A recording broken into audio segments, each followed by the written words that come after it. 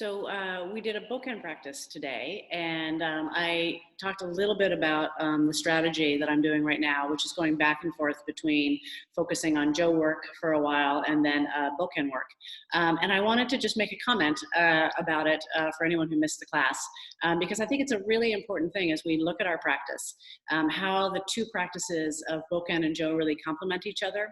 And I have always found it super interesting in Aikido that people generally have a preference for one or the other. There are folks who are like, oh my God, yay, it's a Bokken class, fantastic.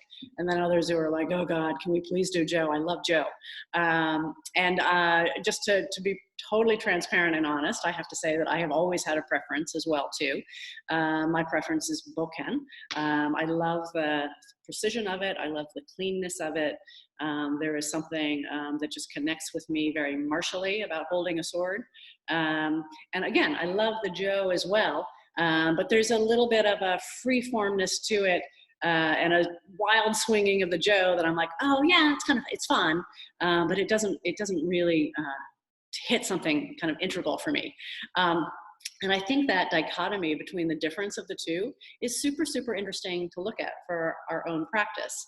And my challenge to everyone in class today was, if you find yourself having a preference for one or the other, it probably means that there is something in the other that you actually should really be focusing on for your own practice. Maybe something that is missing for you, or something that might be hard. And in particular, if we do look at least my sense of those two weapons and what they have to offer and what they have as challenges, the Joe work that we do, and a lot of the kata that we've inherited, Sancho in particular, is beautiful. It's an incredible, flowing, creative. I would say it's a very creative form in terms of response, call and response. And there is, at the negative side of it, a tendency for it to get a little bit sloppy. I think people oftentimes in Joe work don't focus on their footwork as well, or the precision of where their cut is coming. You can do the Sancho form. It can just feel so fun to get through the routine that you're really not looking at every move as a finite finished cut, right? So that's the trade-off there.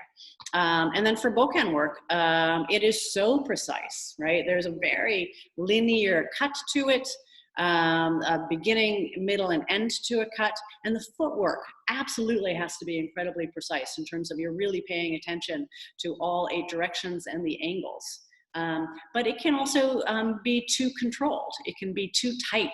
And I think when we start to develop the practice, you get the foundations in both of the weapons, and then you have to figure out, so in your Bokken work, how do you bring that fluidity and creativity into the Bokken work once you have the foundation? And then in your Joe work, right, how do you bring that precision and rigidity to the Bokken creativity?